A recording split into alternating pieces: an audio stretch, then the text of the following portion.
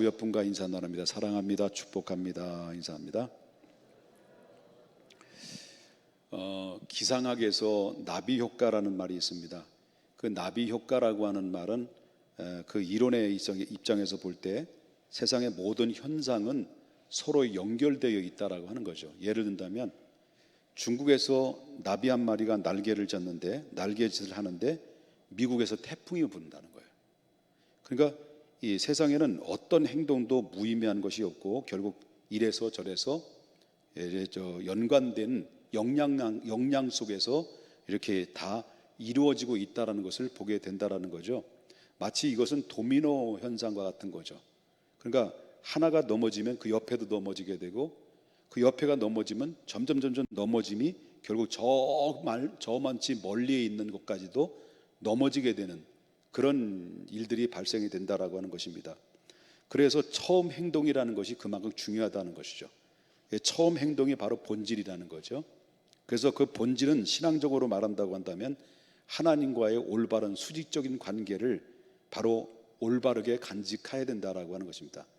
그렇기 때문에 수직적인 관계가 올바로 간직하지 않게 되면 결국 우리의 신앙의 올바른 정상적인 건강한 신앙을 유지할 수가 없다라고 하는 겁니다. 그래서 교회를 나왔을 때 우리가 신앙생활의 처음 신앙생활하는 것이 굉장히 중요하다는 것을 우리가 보게 되는 거예요. 그렇기 때문에 수직적인 관계가 무너지게 되면 결국 인생의 수평적인 모든 영역 안에서 정말 어떤 자연스럽게 도미노 현상을 통해서 무너지는 사례들이 상당히 많이 발생이 된다. 그래서 처음 신앙생활하는 게 그만큼 중요한데 처음 신앙생활할 때 내가 언제 어디서 누구에게 어떻게 배웠느냐 굉장히 중요합니다.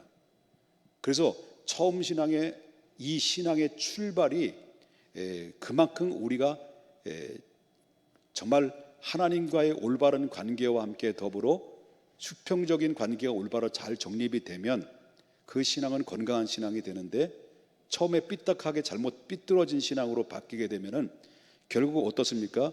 병든 신앙이 된다라는 거죠. 그래서 이렇게 처음에 잘못된 수직적인 관계와 수평적인 관계가 이루어지게 되면 교회 안에서 신앙생활을 해도 늘 부정적이기 때문에 이 사람은 청년이 돼가지고 나중에 결혼해서 집사가 되고 안수 집사님이 장로님이 되면 부정적인 그런 이미 판이 깔려져 있기 때문에 나중에는 교회를 대적하는 사람으로 바뀌어지는 거죠. 또 교회에 이런 사람이 만약에 신학을 한다, 더 무서운 사람 되는 겁니다. 이미 바탕 베이스에 부정적으로 이미 깔려져 있는 그런 부정적인 그 베이스에 깔려져 있는 신앙, 잘못된 신앙, 수직적인 관계가 잘못되면 삐뚤어지게 되면 교회 안에서뿐만 아니라 목회자가 되면 목회자는 대적자의 목회자가 되어버린다 라는 것을 우리가 보게 된다는 거예요. 그만큼 바로 처음의 신앙에 언제 어디서 누구에게 어떻게 하나님의 말씀을 배우느냐 굉장히 중요한 것입니다. 그래서 관계라는 것이 너무 중요합니다. 그래서 하나님과의 수직적인 관계가 올바로 정립이 안 되면 수평적인 어떤 사람과 사람의 관계를 가지고 있으면서도 바로 건강하게 유지해 나갈 수 없다는 거죠. 그래서 중요한 것은 그만큼 우리가 처음 신앙이라는 것이 중요하다라는 것을 보게 된다라는 거죠. 여러분 솔로몬은 매우 성공한 왕으로 평가를 받지요. 여러분 알다시피 솔로몬이 초창기 때는 부귀와 영화 그리고 또한 이 탁월한 그런 외교술, 정치력, 군사력 그뿐만 아니라 그에게는 그 안에 엄청난 잠재력을 가지고 있었습니다. 솔로몬 그러면 그렇다는 거죠.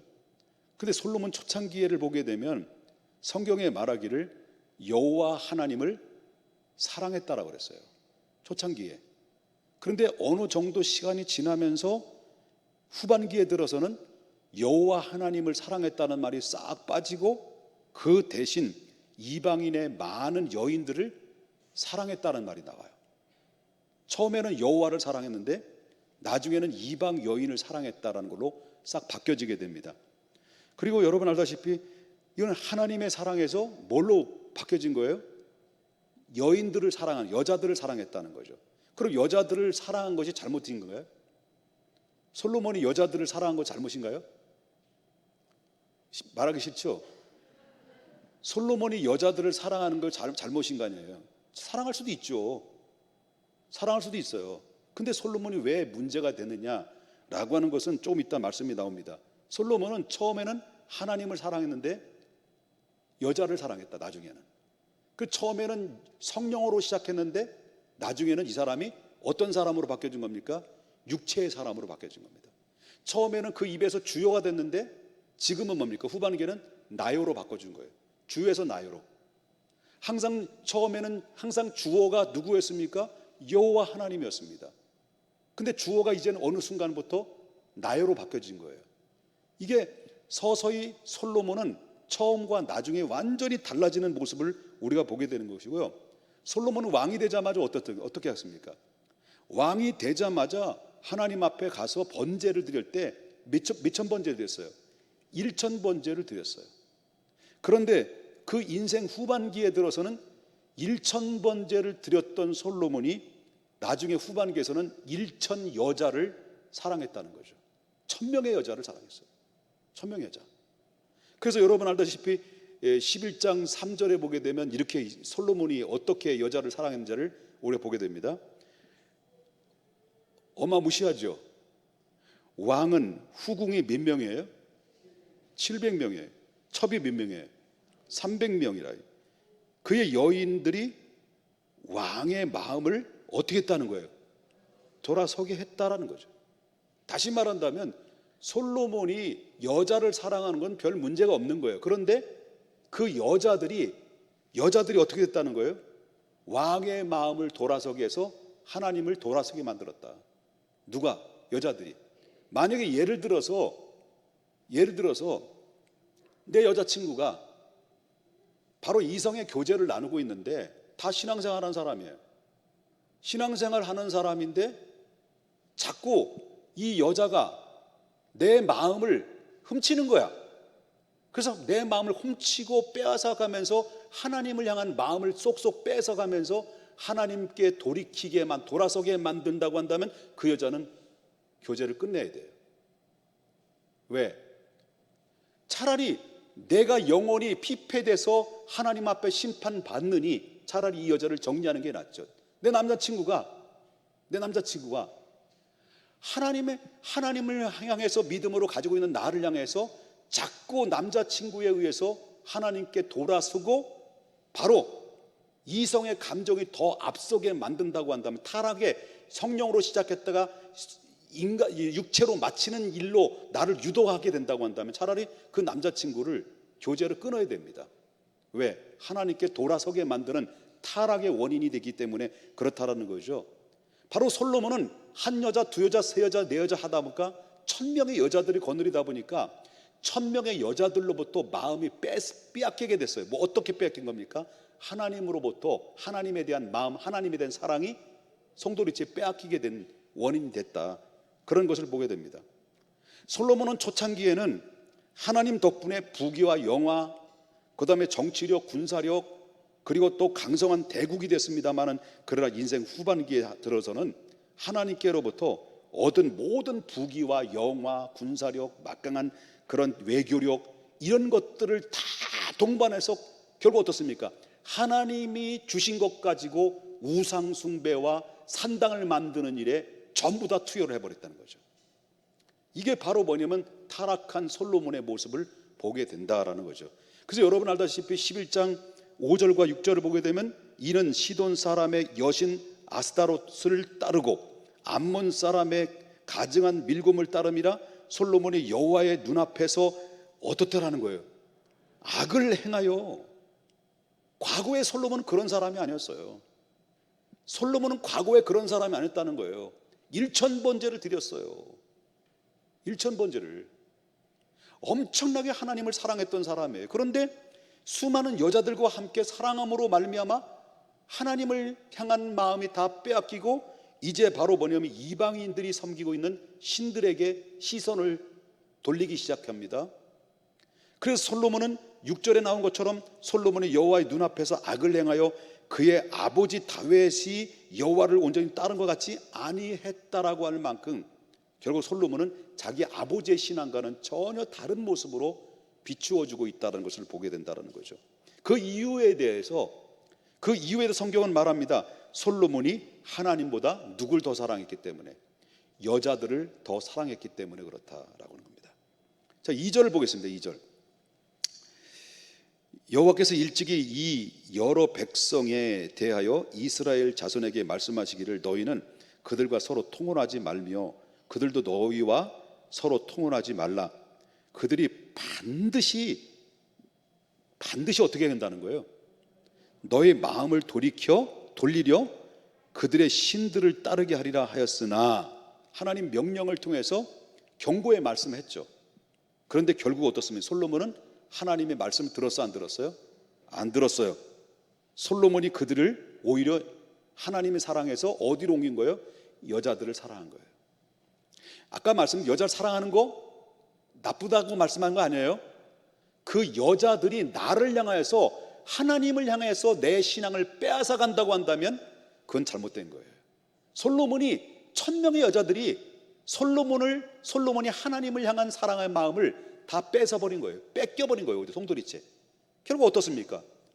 각종의 우상들을 섬기는 일이 하나님의 처음에 많은 것을 주었습니다. 부귀와 영화, 군사력, 외교력, 모든 권한, 모든 것들을 다 주셨는데, 그 모든 것들을 주셨던, 첫째는 하나님을 사랑하는 마음과, 그리고 또 거기에 부귀와 영화, 모든 축복을 주셨던 것을 송두리째 여자들에 의해서 꼬임에 넘어가서 마음이 빼앗겨서 하나님을 섬기는 데 사용하는 것이 아니라 하나님 것, 하나님이 주신 것 가지고 뭐 했다는 거예요? 죄 짓는 데 썼다는 거예요. 우상 숭배하는데. 바로 솔로몬은 진짜 우상이 바로 뭐냐? 진짜 우상이 뭘까요? 여기에 나오는 아스다롯, 밀곰, 그리고 또 몰렉, 이것이 바로 그 솔로몬의 마음속의 우상이 아니라 솔로몬의 마음에 누가 우상이었다는 거예요? 그 우상, 아스다롯이나 밀곰이나 몰렉이 아니에요. 솔로몬의 우상은 다름이 아니라 여자였어요. 여자였다는 거예요. 그 마음이, 결국 그 우상은 하나님을 떠나게 만드는, 그 여자들로 인해서 하나님을 떠나게 만드는 결과물이 됐다라고 하는 것입니다. 죄송합니다. 자꾸 여자들인데도 여자들 그래서 죄송합니다. 사실 따지보면 우리와 솔로몬은 다른 게 있어요, 없어요? 다를 바가 없어요. 솔로몬도 인간이고 우리도 인간이죠. 여러분, 구약에서 우상이라는 게 뭔지 압니까? 구약에서 우상이라는 것은 팔다리가 여러 개 있는 것, 각종의 우상들의 형상에다 절을 하는 것을 우상이라고 말합니다. 근데 신약에서 우상은 바로 뭐냐면, 바로 외형적인 것을 넘어서 내면적인 우상까지도 이 얘기를 하고 있어요. 예를 든다면 구약에 간음을 했단 말이에요. 구약에 간음이라는 게 뭐냐? 구약의 간음이라는 것은 바로 자신의 배우자 이외에 다른 여자에게, 다른 남자에게 성관계를 가지고 있는 것을 뭐라고 말하냐면 간음이라고 말합니다. 그런데 신약에서는 마음에, 그 여자든 남자든 마음속에 음욕을 품는 것이, 그것은 바로 뭐라고 말하냐? 음욕이라고, 음욕이라고 그랬어요. 간음이라고 그랬어요. 여러분, 구약에서 살인이라는 것이 뭡니까? 살인이라는 것은 사람을 육신적으로 죽이는 것만이 사랑이라고 말하는데, 근데 신약에서는 바로 마음속에 누군가를 강렬하게 미움을 갖는 것을 신약에서는 그건 살인이라고 얘기해요. 이처럼 우상 숭배는 단지 제사상을 차려놓고 자기 조상들에게 바로 절을 하는 것만 의미하는 것이 아니라, 신약에서 나도 모르게, 내 자신도 모르게 마음속에 하나님보다도 더 무엇을 사랑한다고 한다면, 더 추구한다고 한다면, 그것은 바로 그 더 갈망한다고 한다면, 그것을 성경은 말하기를 마음의 우상이다라고 얘기한 거예요. 어떤 사람은 그것이 물질일 수 있습니다. 어떤 사람은 그것은 바로 권력일 수 있고, 어떤 사람에게는 자식일 수 있었고, 어떤 사람에게는 바로 그 건강일 수 있고, 어떤 사람은 로맨스가 될 수 있어요. 마치 사마리아 여인처럼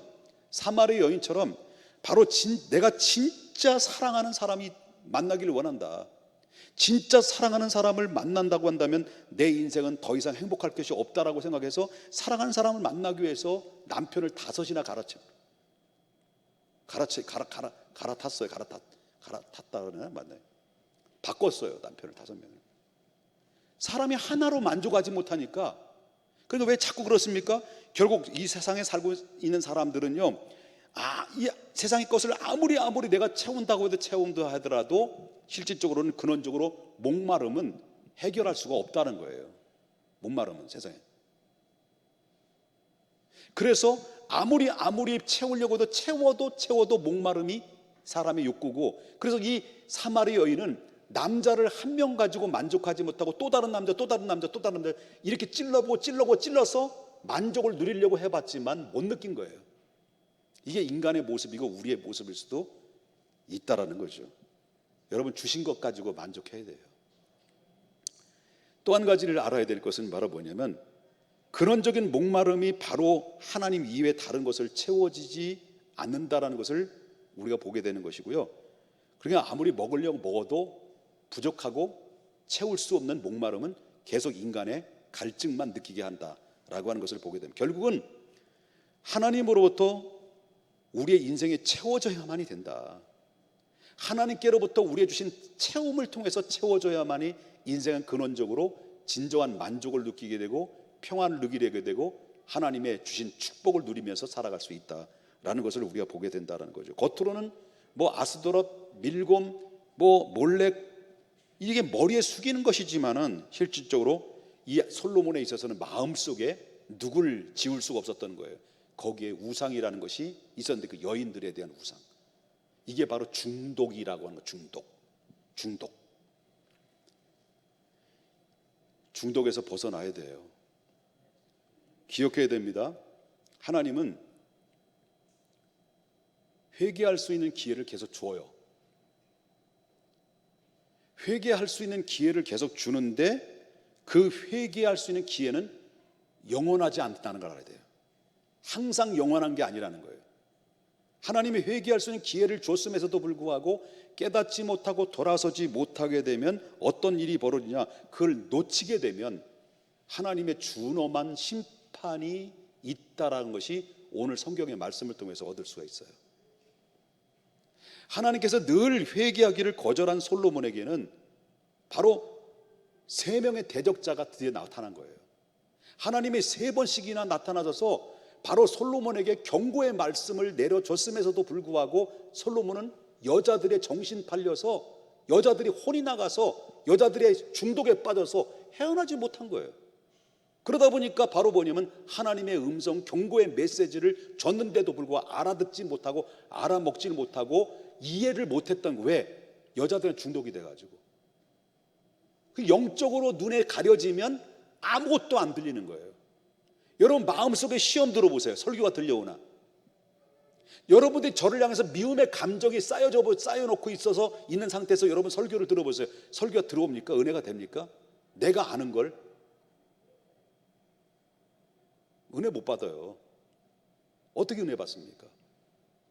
솔로몬은 하나님의 경고의 메시지를 계속 줬는데도, 보낸데도 불구하고, 회개할 수 있는 기회를 조차도 줬는데도 불구하고 결국 어떻습니까? 여자에 빠져서 못 들은 거예요.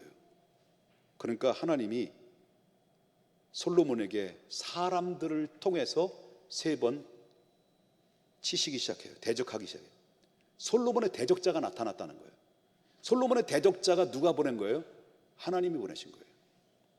여러분, 14절 보겠습니다. 지난번에도 말씀드렸습니다만은 여호와께서 누구를 대적했다는 거예요? 누구를 일으켜가지고? 에돔 사람 하닷을 일으켜 솔로몬을 대적하게 됐다는 거예요.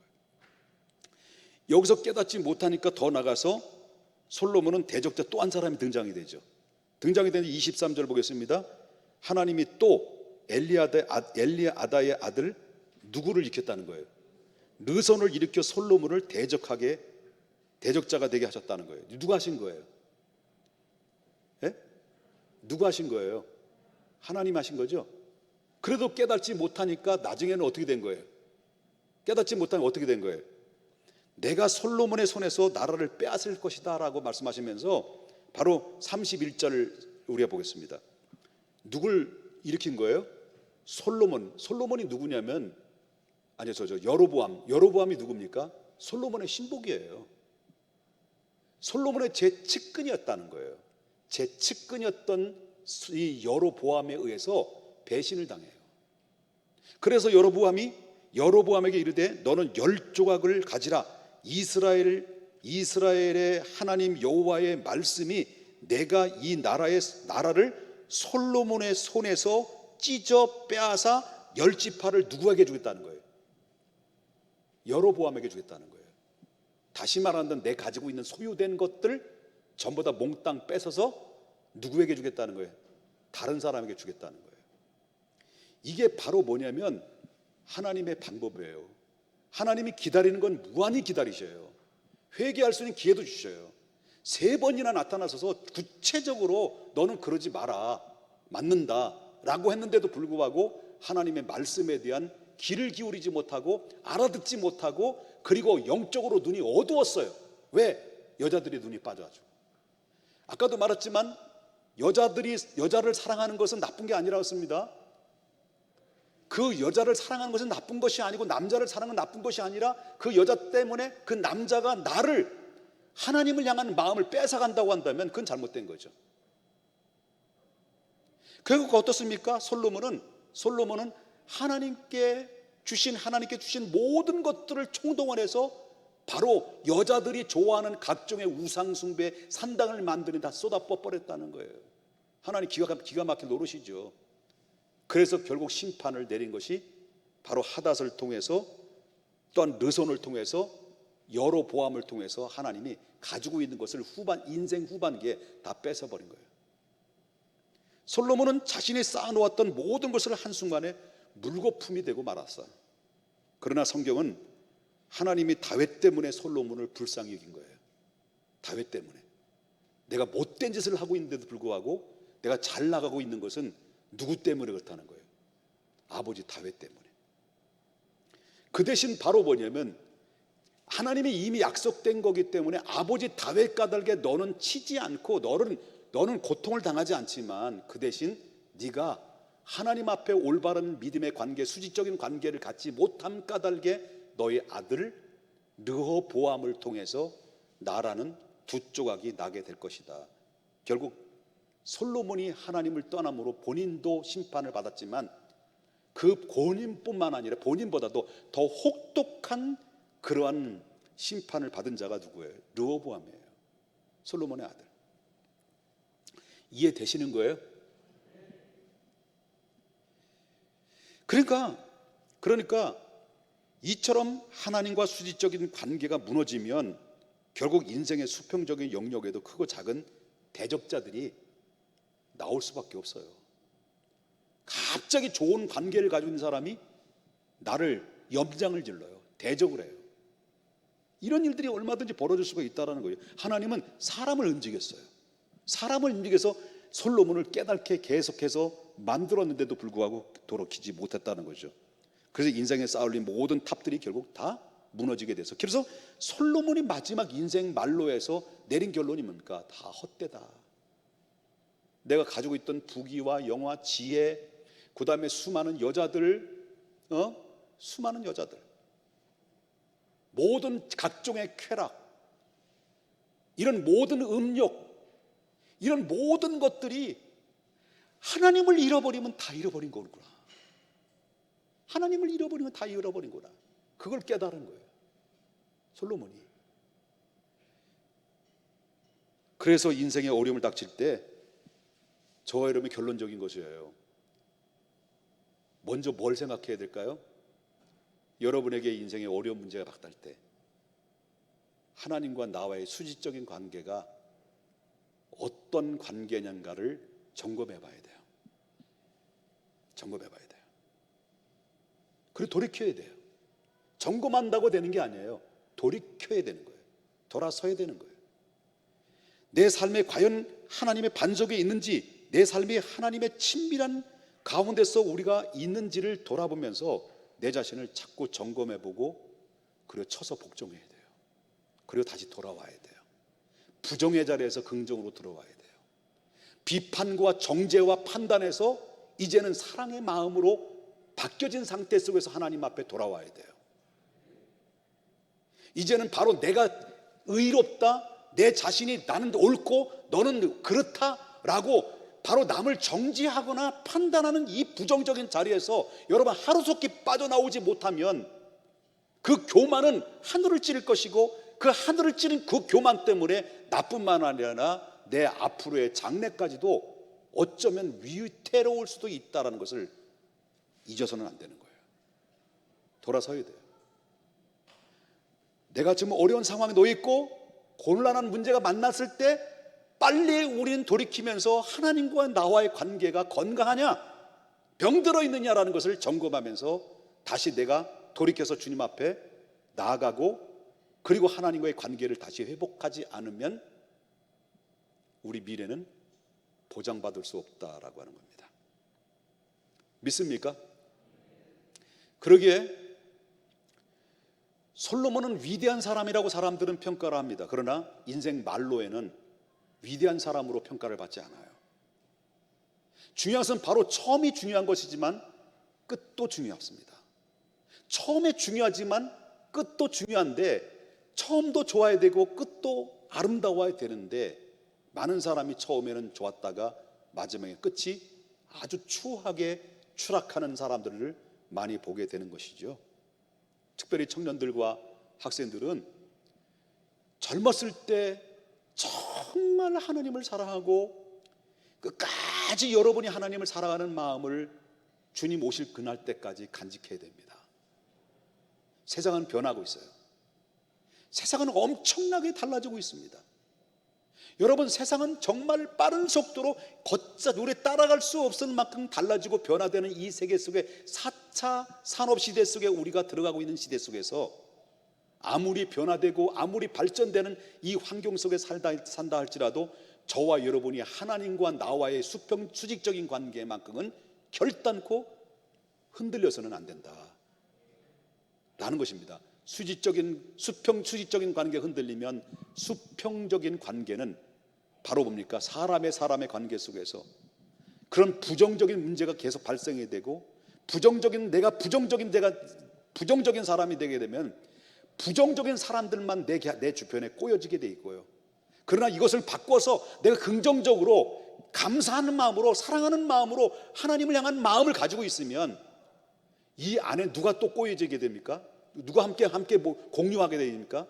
같은 생각과 같은 믿음의 사람들이 내 주변에서 함께 공유하는 사람이 생겨지게 되는 거예요. 그러므로 결론적인 말씀을 드립니다만, 솔로몬은 우리에게 보여준 겁니까? 솔로몬이 전도서를 왜 썼을까요? 전도서를 쓴 이유가 뭘까요? 후대들에게 이 글을 남기면서 내가 과거에 어떤 사람이고 현재는 어떤 사람이고 미래는 어떤 사람인가, 지금 내가 살아온 이 모든 삶을 뒤돌아보면 정말 나는 후회 없이 살았지만 그런 마지막 종말에는 인생의 헛된 삶을, 내가 헛된 발걸음을 가지고 인생을 살아왔다. 그리고 오직 천지를 지으신 여호와 하나님을 바라보는 것이 인생의 근본이거늘 내가 세상의 쥐새잡기에 의해서 아니면 또 향락에 뒤치되어 하나님을 잊어버리고 나 인생의 말로 앞에 처절한 추한 꼴로 내 인생을 마감했으니 인생은 헛된 것이다. 하나님을 떠난 인생이 바로 그와 같다. 후대들은 이 전도서의 말을 읽고 듣고 나와 같은 인생의 절차를 밟지 않고 하나님의 사랑과 하나님의 축복, 처음에도 하나님의 사랑이요 끝도 하나님의 사랑으로서 처음과 마지막이 알파와 오메가가 하나님의 축복 속에 인생을 아름답게 종식시키라고 하는 메시지를 남겨놓았던 것이 전도서의 말씀입니다.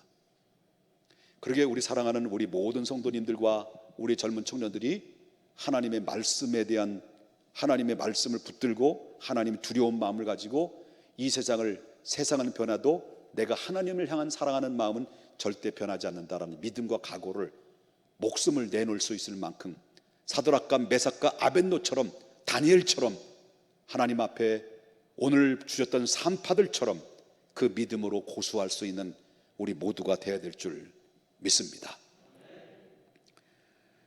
하나님의 본질을 잃어버리지 않게 해주시고 하나님과의 관계가 내 생애 가운데 중요한 중요하게 생각할 수 있도록 하나님 우리를 인도해 주시옵소서. 만약에 하나님과의 수직적인 관계가 틀어졌다고 한다면 먼저 회개하기를 원합니다. 하나님 우리의 죄를 용서해 주시옵고 다시 하나님의 수직적인 관계가 회복될 수 있도록 하나님의 은혜를 덧입혀 주시옵소서. 예수님의 이름으로 기도 올리옵나이다. 아멘.